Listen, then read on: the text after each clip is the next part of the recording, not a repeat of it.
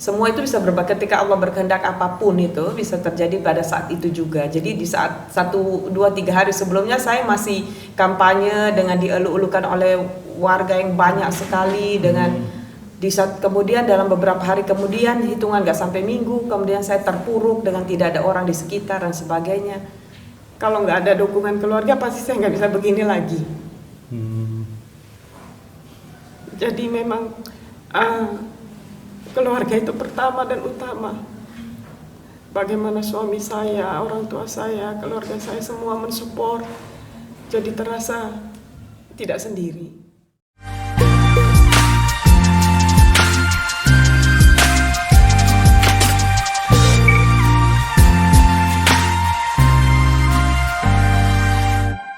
Assalamualaikum warahmatullahi wabarakatuh. Selamat datang di Tugu Inspirasi, membincang inspirasi dengan orang-orang hebat. Kali ini kita kedatangan tamu luar biasa, orang yang familiar dulu dan sekarang comeback kira-kira seperti itu. Mbak Yakut Ananda Gudban. Ya, makasih. Sehat, Mbak? Alhamdulillah. Beliau ini adalah calon wali kota Malang tahun 2018 2024 2023 ya. Dan sebelumnya beliau adalah anggota DPRD Kota Malang dari Partai Hanura. Beliau juga ketua partai tercantik se-Malang Raya karena satu-satunya perempuan. Nah, beliau ini habis ini nyantri di lapas Sidoarjo gitu ya. Rutan Porong Sidoarjo.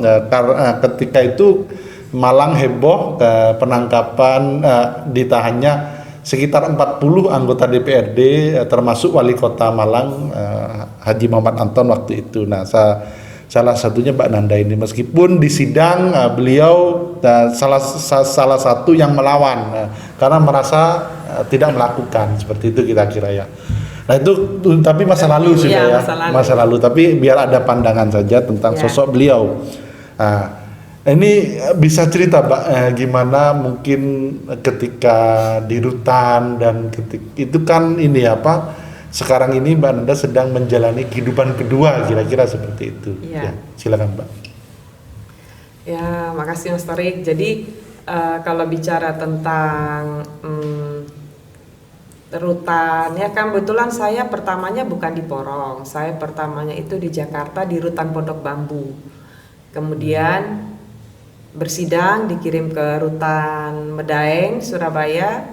Baru setelah itu dari rutan Medaeng kami semua pindah ke Porong. Jadi kehidupan saya di rutan itu tentu sesuatu yang baru sekali, yang tidak pernah terbayang. Bagaimana ada di dalam, kemudian kehidupan di dalam seperti apa. Ya tentu sesuatu yang mengejutkan ya, karena semua permulaan itu sulit ya, jadi akhirnya penyesuaian. Saya memang sering berkegiatan di rutan sebelumnya, di lapas Sukun, di lapas Lokwaru. Ketika jadi anggota DPRD. Ketika saya menjadi ketua komunitas perempuan peduli Indonesia, KOPI, KBPI, aktivitas-aktivitas sosial, bakti sosial dengan dokter-dokter di lapas perempuan, di lapas laki. Kemudian kami juga MOU dengan lapas perempuan, banyaklah kegiatan. Tapi itu kan hanya istilahnya itu displaynya saja, kelihatan luarnya saja, nggak pernah tahu di dalam kehidupan seperti apa, hingga saya mengalami sendiri di dalam sebagai warga binaan. Jadi nah itu ketika awal-awal mengalami itu apa Mbak yang dirasakan? Itu kan ini ya, dulu kan Mbak Nanda itu cukup gesit gitu ke sana kemari, aktivitas sosialnya juga besar, lalu aktivitas politiknya juga padat. Nah ini lalu tidak boleh keluar sama sekali, ini apa yang dirasakan gitu Pak? Ya tentu merasa yang namanya penjara ya, berarti betul-betul ya ini ya, semua dibatasi, segala sesuatu dibatasi, tingkah laku dibatasi, gerak-gerik dibatasi, apapun dibatasi. Untungnya kami masih punya kesempatan untuk berpikir tidak bisa dibatasi karena orang berpikir. Ya jadi saya akhirnya berpikir bagaimana tempat ini, awalnya tentu berat, berusaha melawan, menentang, tapi lama-lama saya pikir bahwa saya harus berdamai dengan keadaan. Jadi hanya saya menerima situasi ini, ya berbalik lagi kepada kita sebagai seorang muslim ya, segala yang terjadi atas izin Allah. Nah itulah yang membuat saya menjadi lebih tenang dan bisa menerima keadaan. Kemudian mulai berpikir untuk bagaimana bermanfaat untuk orang di sekitar saya. Jadi akhirnya hari-hari saya berpikir nih bagaimana supaya saya punya nilai manfaat bagi orang-orang di sekitar saya. Jadi manapun saya berada itu. Nah, itu apa yang Mbak Nanda lakukan waktu itu? Alhamdulillah saya karena mungkin juga saya banyak pengalaman di luar ketika teman-teman di dalam bertemu orang banyak di luar, sehingga ketemu orang di dalam banyak dari berbagai macam latar belakang tidak menjadi sesuatu kendala. Yaitu kemudian kita juga berkomunikasi dengan baik ya. Dan akhirnya mereka merasa bahwa kita bisa saling mengisi. Artinya ketika teman-teman itu melakukan aktivitas yang sifatnya harus berpikir, misalnya mereka harus buat pledoi itu pembelaan diri pada saat pengadilan itu, kan mereka nggak bisa. Jadi akhirnya saya bisa membantu mereka di sisi-sisi ini. Ya artinya juga kemudian bagaimana ketika mereka bermasalah dengan anaknya, sesuatu yang sifatnya pribadi pun kami berbagi ya. Saya merasa bahwa apapun yang saya bisa bantu ya saya bantu. Demikian juga teman-teman kepada saya. Kemudian juga saya juga dipercaya oleh pihak rutan. Alhamdulillahnya itu saya diberi kesempatan untuk itu pertama saya berkegiatan yang keluar dari blok ya. Artinya saya bisa mengajar ke blok anak. Mengajar etika dasar, tata krama dan etika dasar seperti itu bagi anak-anak tahanan anak di bawah 18 tahun. Nah itu berapa sering atau sesekali aja Pak ngajar itu? Ngajar itu seminggu 2 kali. Waktu kami di Medaeng ya, jadi sekitar 1 tahun saya di sana itu mengajar setiap Rabu Jumat insya Allah. Saya ke sana setiap sore ngajar sama mereka habis asar sampai jam 5, ditemani petugas, dikawal di sana, kemudian habis ngajar jam 5 kembali ke blok saya. Jadi cukup menghibur gitu ya? Iya, iya. Kita saling menghibur, dia terhibur, saya pun terhibur gitu. Siap. Kalau kegiatan sosial lain apa Pak yang dilakukan? Kayak nulis juga gitu Mbak Nanda, itu gimana Pak? Alhamdulillah saya karena tidak banyak kegiatan di dalam ya, artinya punya waktu lebih banyak. Maksudnya tidak masak, tidak nyuci, tidak melakukan aktivitas rumah tangga. Ya saya punya banyak waktu untuk menulis. Beberapa kali saya menulis untuk media, mungkin ada 9 kali mungkin saya menulis ya. Kemudian karena saya punya banyak teman di luar, saya berpikir apa yang bisa saya bantu ya ke dalam ini kepada teman-teman saya. Akhirnya saya berkomunikasi dengan teman-teman di luar untuk berkegiatan di dalam. Jadi banyak sekali kegiatan yang dilakukan, pembinaan yang melibatkan jaringan-jaringan teman-teman di luar. Contohnya apa Pak? Banyak, ada pembinaan pelatihan membuat rajutan. Mereka kan sudah bisa bikin rajutan. Teman saya menerima rajutan mereka, kemudian mereka dikasih premi upah seperti itu.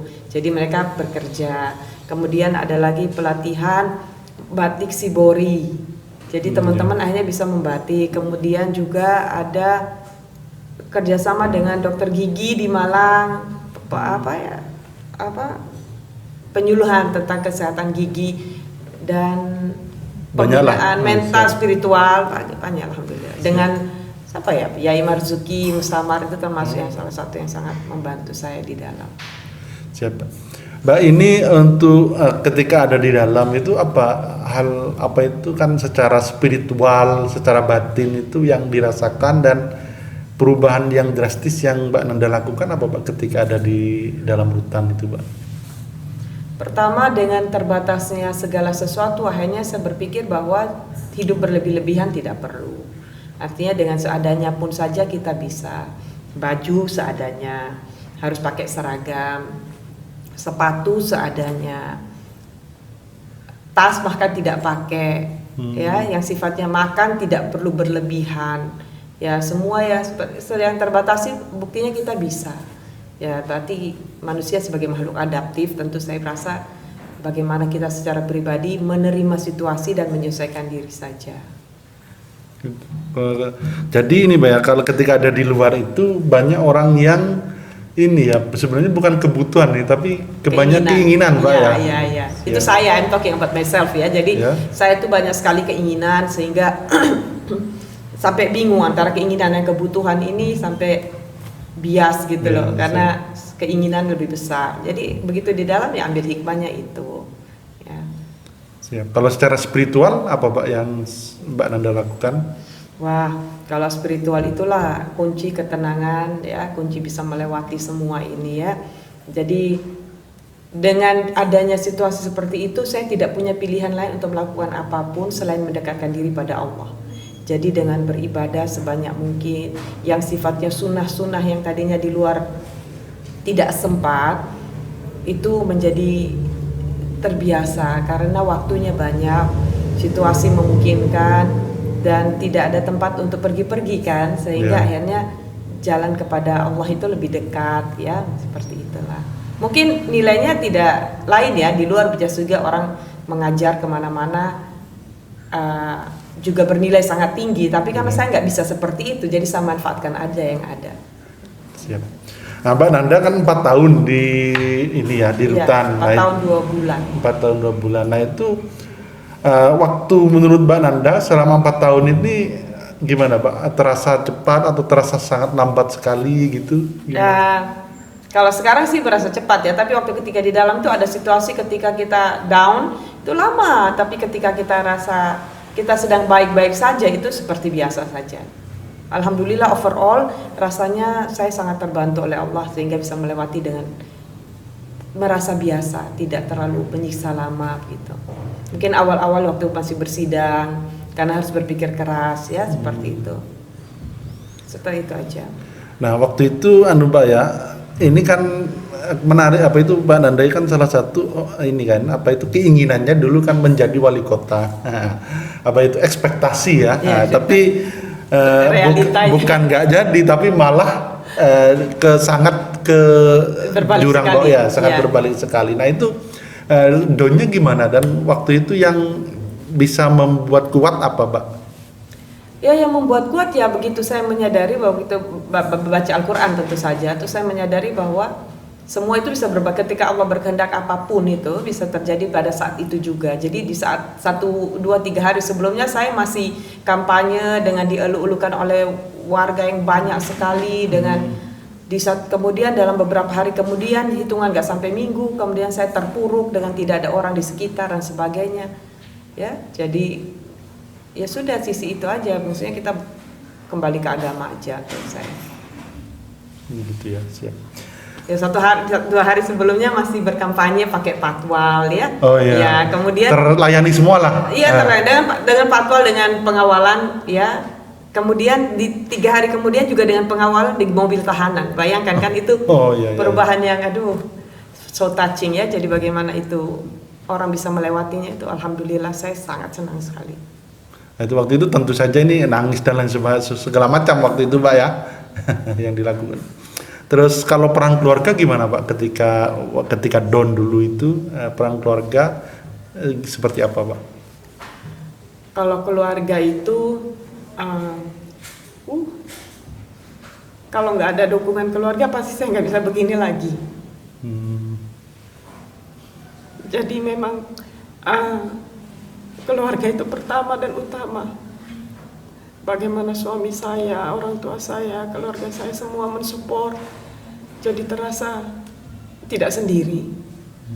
Bahwa ketika itu berat sekalipun kalau kita tersupport dari keluarga itu pasti sangat kuat. Teman dan sahabat ada, tetapi karena keterbatasan komunikasi dan segala macam sehingga yang bisa ada setiap saat itu hanya keluarga. Itu pun kan waktu saya di Jakarta susah sekali, telepon harus antri, datang juga harus ada jamnya, kemudian tidak bisa setiap saat datang kan, harus tunggu jam kunjungan dan terbang dari Malang seperti itu. Dan itu juga tidak banyak. Nah ini apalagi bagi perempuan Mbak ya, mungkin ini bisa jadi gambaran bagi perempuan bahwa support sistem keluarga itu sangat diperlukan gitu ya. Dan kan andai terpuruk tapi nggak ada keluarga itu akan sangat berat sekali gitu Mbak ya. Iya, jadi pertama sandaran kita tentu pada Allah ya. Kemudian kita tahu akhirnya kita harus, sebelum apapun itu kita harus tahu yang dimaksud inner circle kita itu siapa. Apakah kita layak berjuang untuk orang lain sementara keluarga kita abaikan. Sementara pada saat kita terpuruk yang akan ada duluan itu saudara kita gitu loh. Jadi akhirnya kita menjadi cerdas dalam artian menempatkan sesuatu pada porsinya. Adil lah ya, jadi seperti itu. Nah kalau teman dan sahabat gimana Pak? Ini kan Mbak Nanda kan di politik. Nah itu kan dulu ketika nyalon wali kota kan banyak temennya. Nah itu ketika di penjara apa ketika di rutan apa ada yang tiba-tiba lupa, tiba-tiba nggak kontak sama Kalau saya tidak sampai kepada pemikiran negatif itu, karena saya sekarang berusaha untuk berjalan karena saya sudah melewati 4 tahun yang di dalam penjara. Dengan itu saya berusaha membangun diri yang baru dengan tidak memikirkan hal-hal yang negatif, kemudian tidak berpikir sesuatu itu menjudge secepat itu, tidak. Jadi bagi saya ketika teman-teman tidak bisa mendatangi saya dan tidak, dalam tanda petik orang bilang kok nggak peduli, saya nggak menganggap nggak peduli. Mungkin mereka terbatasi oleh segala sesuatu yang memang dibatasi. Mau datang pun ada jam berkunjung. Nah kalau jam berkunjung itu hanya jam-jam kerja ketika mereka bekerja. Sementara saya tidak bisa ditelepon. Ya jadi artinya kan tidak bisa kita terus bilang memutuskan bahwa dia tidak peduli, nggak begitu. Doa-doanya lah yang paling mungkin kita tidak tahu. Siap. Nah, ketika ini sudah bebas berapa hari, Pak? Sudah hampir 1 bulan ya. Selama 1 bulan ini gimana, Pak? Ketika pertama kali bebas itu yang Mbak Nanda rasakan seperti apa, Pak? Ya senang, bahagia, ketemu anak, ketemu suami, bisa memeluk secara fisik, tidak virtual ya. Jadi itu sesuatu yang menyenangkan sekali itu. Pokoknya ketemu kumpul terus, kemudian ada teman-teman yang datang, sahabat datang, keluarga datang, itu sudah wah senang sekali. Lihat begini-begini aja udah senang nih. Ya, ketika tidak pernah ada selama 4 tahun, ketika kita melihat kan senang gitu. Yeah. Nah, ini sudah mulai beraktivitas, Mbak. Dulu kan Mbak Nanda kan dosen atau mungkin menjadi dosen lagi atau seperti apa?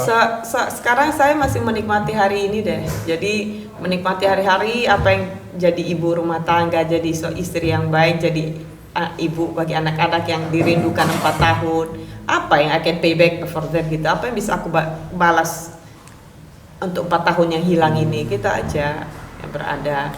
Tapi ya namanya aktivitas insya Allah akan ada, tapi belum saya pikirkan sekarang ya. Kalau dunia politik gimana, Pak? Masih tertarik atau sudah sangat kapok gitu, Pak? Kalau dunia apapun itu kan tidak bisa kita lepas, terutama seperti saya ini juga masuk dunia politik karena keinginan sendiri, ada keinginan dan kemauan. Jadi kalau bilang melepaskan diri 100% juga tidak ya, cuma kalau beraktivitas politik itu yang belum lah. Saya tidak terpikir untuk saat ini, karena saat ini saya hanya mau menikmati hari ini, belum ada hari esok dalam rancangan saya itu. Siap. Iya. Dan nggak menyesal Pak ya ke politik, kan ini gara-gara dulu berpolitik kan, kalau Mama Mbak Nanda hanya dosen kan nggak mungkin. Nah, apa ada penyesalan gitu Pak, kenapa dulu berpolitik gitu? Enggak.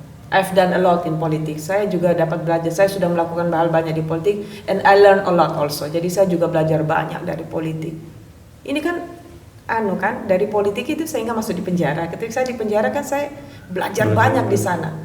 Saya belajar dari orang-orang yang di penjara aja banyak nilainya. Jadi tidak ada yang perlu disesali.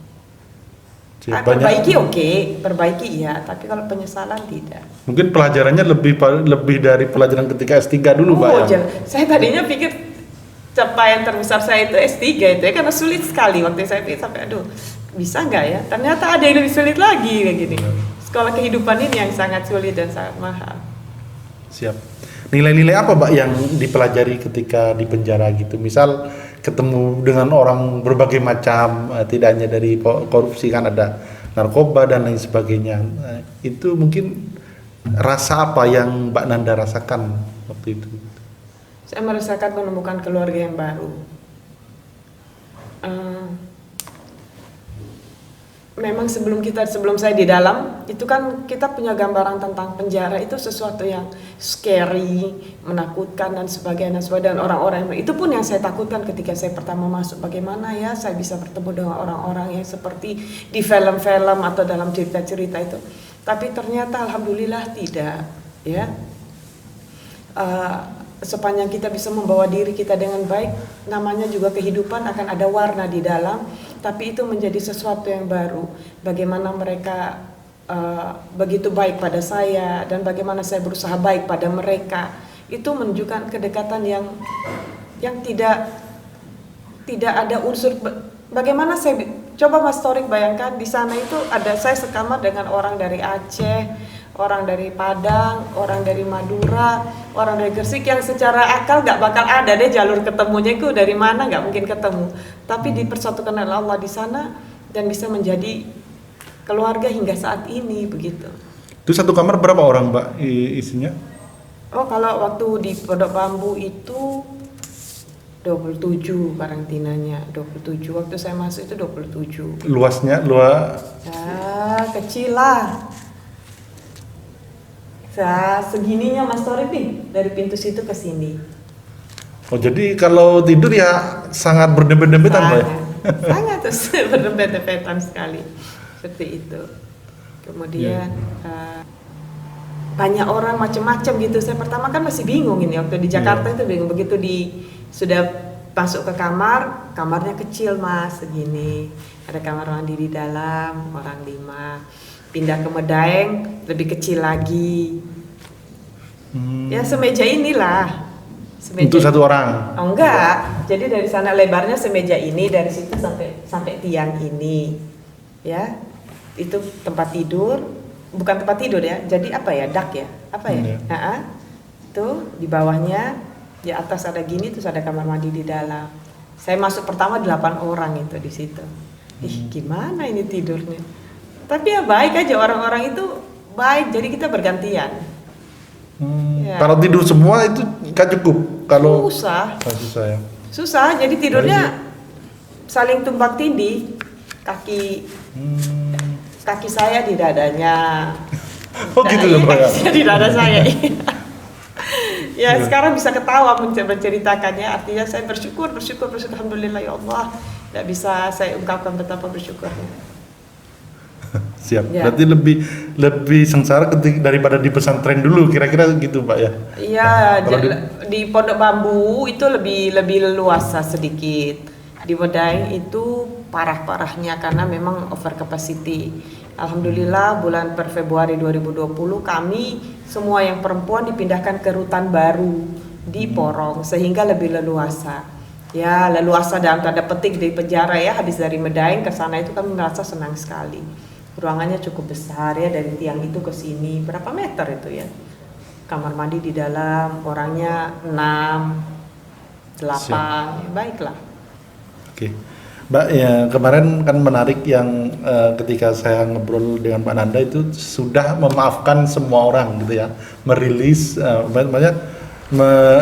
jadi jiwanya sudah dikosongkan gitu, nggak ada dendam, nggak ada maaf. Nah, itu kan sempat ada rumor dulu isu bahwa kalau misal Mbak Nanda nggak nyalon wali kota, mungkin Mbak Nanda nggak masuk KPK. Nah, soal itu gimana Mbak?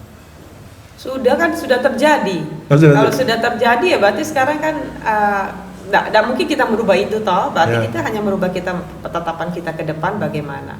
Kalau yang sudah it's over, jadi sudah berlalu. Saya bilang kan saya belajar di situ, banyak sekali pelajaran yang saya dapat, nilai-nilai yang saya dapat. Jadi sudahlah, itu sudah pasti ada hikmah dan sangat baik buat saya sudah. Siap. Nah, berarti teman-teman sudah ngontak ya seperti Pak Wali Kota, terus mantan Wali Kota Banten ketika saya mungkin karena memang beda mungkin karena saya perempuan ya, beliau kan laki-laki sehingga saya lebih concern ke keluarga. Ya, saya kemarin sudah menitipkan pesan kepada ada media yang mewawancarai saya sampaikan ya lewat sini juga saya sampaikan terima kasih kepada seluruh warga Malang yang sudah mensupport saya, yang sudah mendoakan saya. hanya belum bisa komunikasi secara langsung, belum bisa silaturahim secara langsung karena memang keterbatasan informasi kontak-kontak itu saya nggak punya lagi gitu loh. Jadi kalau ada yang datang ke rumah ya alhamdulillah bisa ketemu itu atau lewat teman ke teman. Ya. Siap. Oke Mbak, ini sekarang kan di DPRD Kota Malang kan banyak politisi muda gitu Mbak ya, dan Mbak Nanda itu kan politisi yang cukup berpengalaman gitu kira-kira. Pengalaman luar dan dalam. Luar dan dalam. Dari 2009 jadi anggota DPRD sampai 2018 saya mundur ya. 2017 saya mundur untuk pencalonan wali kota. Nah, itu ini Mbak, apa pesan bagi mereka, bagi para politisi muda itu apa Mbak? Mungkin ada pesan gitu yang harus mereka lakukan dan yang harus tidak mereka lakukan gitu. Mereka sudah tahu lah. Ya ikutilah aturan ya. Jadi kita jalan itu kan ada rules ya. Jadi ada aturan-aturan, itu aja ikuti aturan. Yang tidak dilindungi aturan jangan dilakukan. Seperti itu aja. Ya mereka juga politisi-politisi hebat yang tentu saja belajar dari hari ke hari, tentu belajar dari setiap orang. Kan setiap orang bisa jadi guru kita. Kalau saya nggak punya pesan khusus, tapi bekerjalah sesuai hati nurani tentu saja dan mengikuti aturan. Siap. Selamat dunia akhirat insya Allah. Nah kalau melihat Kota Malang setelah 4 tahun ini gimana Pak? Setelah 4 tahun nggak ke Kota Malang terus sekarang belum sampai tahap penilaian ya, karena masih tahap menikmati udara bebas itu kan mengabaikan hal-hal yang ya namanya orang bersyukur itu loh. Jadi begitu dia bisa keluar dari penjara, saya masih menikmati ini hari-hari bisa menghirup udara bebas sehingga belum membuat penilaian apapun. Masih bersyukur saja. Ya memang sedikit lebih rame ya. Saya karena saya dari tempat sepi ya, jadi saya merasa lebih ramai gitu ya. Merasa lebih ramai. Ya, banyak kafe. Saya sering diajak ditunjukin sama anak ponaan saya jalan-jalan. Ini kafe baru, ya. Dulu nggak ada. Bahkan sampai di dalam-dalam pun sudah banyak kafe ya. Hidup dong kota, ekonomi hidup. Siap. Sudah kemana aja Pak selama 1 bulan ini yang mungkin kuliner yang kangen gitu terus sampean? Makan soto di Jagalan. Kemana lagi ya? Makan bakso bakar. Pokoknya makan sesuatu yang duduk di situ, ngandok lah.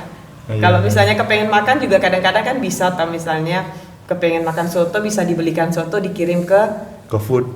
Bukan. Waktu masih di dalam, waktu masih di rutan. Misalnya kepengen makan soto kan kalau ada kunjungan teman atau keluarga kadang-kadang kan dibawakan. Tapi kan sudah nggak panas, terus nggak bisa manasin. Yang kedua, suasana duduk makan di tempat di kedainya itu loh yang yang dinikmati, bukan hanya makanannya aja. Dan dengan siapa kita makan, itu kan menarik. Oke. Siap Pak, terima kasih atas sharingnya, sangat mengasihkan sekali. Mungkin pesan terakhir Pak, apa itu penutup bagi ini kan anak muda yang nonton mayoritas. Nah itu bagi anak muda yang sedang meniti karir gitu, itu apa yang mungkin agar bisa sukses, itu apa mungkin pesannya Mbak Nanda? Ya tidak boleh putus asa dengan situasi ketika terbentur sesuatu. Ya, ketika kita terbentur sesuatu itu berarti kita dipaksa ya dalam tanda petik untuk berpikir lebih cerdas, mencari jalan keluar. Nah, itulah jadi ketika kita menghadapi persoalan atau apapun, jangan menyerah kemudian mundur dan enggak. Kita selalu mengambil ibrah ya dari situ, apa yang bisa kita lakukan, cari jalan keluarnya yang lain. Kita dituntut untuk tangguh gitu ya. Tangguh, compete. This is an era of competition, very hard competition ya. Jadi semua orang berkompet untuk mencapai kesuksesan, jadi dia juga harus siap ya. Sekalipun perempuan juga harus tangguh gitu Pak ya.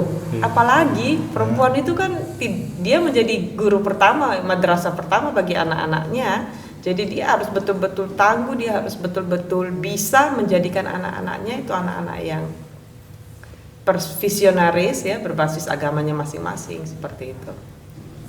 Oke, terima kasih Mbak Nanda. Kita banyak belajar pagi ini. Semoga teman-teman yang menonton mendapatkan pelajaran dan bisa meraih kesuksesannya masing-masing di bidang masing-masing. Terima kasih. Assalamualaikum warahmatullahi wabarakatuh. Terima kasih Mas. Waalaikumsalam warahmatullahi wabarakatuh.